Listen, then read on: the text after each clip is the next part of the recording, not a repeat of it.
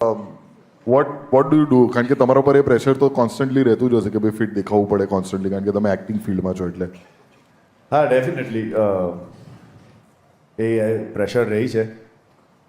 અને I think એક identity બની જાય તમે જ્યારે ફિલ્મોમાં આવો ત્યારે, કે કયા પ્રકારની પર્સનાલિટી તમે ભજવો છો. અને આ હાઇટ સાથે ડૂમ લઈને આવું, પેટ લઈને આવું મોટું, તો સારું ન લાગે.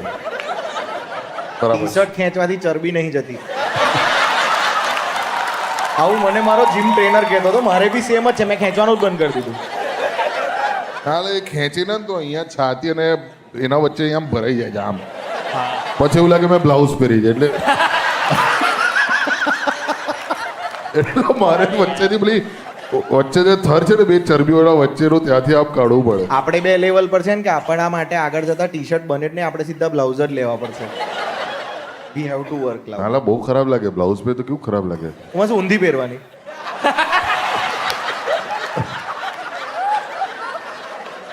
પાછળનો ભાગ આગળ આવી જાય તો ના ખરાબ લાગે એમ. આપણે બ્લાઉઝ પહેરીશું તો આગળની પાછળ જ ક્લીવેજ આવશે, એટલી ચરબી છે પાછળ. સોરી.